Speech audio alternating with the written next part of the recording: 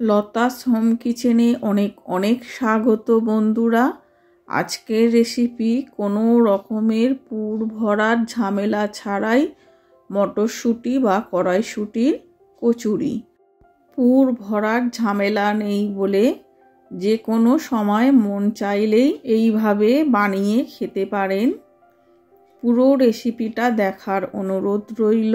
আমি প্রথমে দেখুন 1 চামচ করে মৌরি, ধনে, জিরে আর 1 ডুমি আদা, 4টে কাঁচা লঙ্কা আর কড়াইশুঁটি নিলাম হাফ বাটি, আর নুন আর চিনি দেব 1/2 চামচ করে, নিয়ে মিক্সিতে বেটে নিয়েছি।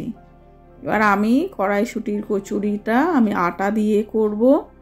2 বাটি আটা নিয়েছি আর বেসন দিয়েছি আমি 3 চামচ, আর 2 চামচ সুজি দেব যাতে খাস্তা বা মুচমুচে হয়।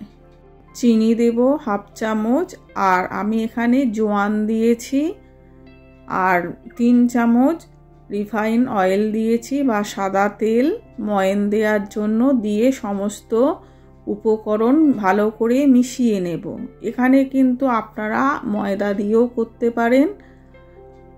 এরপর বেটে রাখা কড়াইশুঁটিটা আমি দিয়ে দিলাম, দিয়ে ভালো করে আটার সাথে মিশিয়ে নেব। এখানে কিন্তু জল ব্যবহার করব না।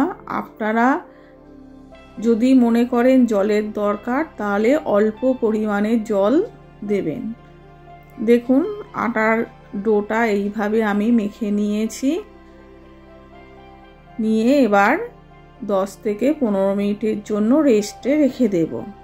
10-15 মিনিট পর এবার ফিরে এলাম। দেখুন আবার ডোটা ভালো করে মেখে নিয়ে এবার লেচি কাটবো।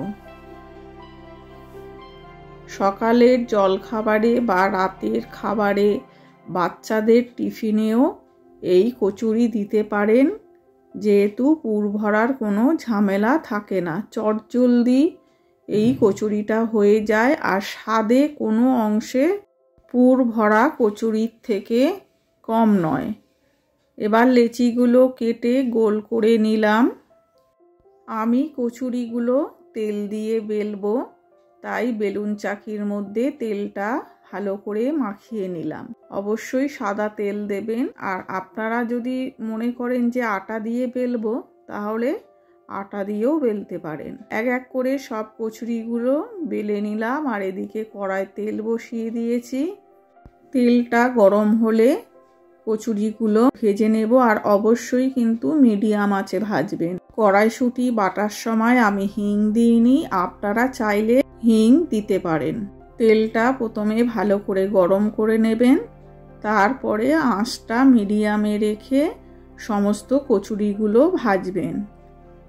আর এই কচুরিগুলো খেতে কিন্তু খুব সুন্দর হয়। আলুর দম, পনির যে কোনোর সাথে আপনারা খেতে পারেন। আর যে কোনো নিরামিষের দিন বা উপোসের দিনও আপনারা বানিয়ে নিতে পারেন। আর যদি রেসিপিটা বন্ধু আপনাদের ভালো লাগে তাহলে একটা লাইক করবেন, কমেন্ট করবেন, শেয়ার করবেন, আর নতুন বন্ধু হলে সাবস্ক্রাইব করার অনুরোধ রইল। আবারও আসবো একটা নতুন রেসিপি নিয়ে। আপনারা ভালো থাকবেন, সুস্থ থাকবেন বন্ধু। ধন্যবাদ।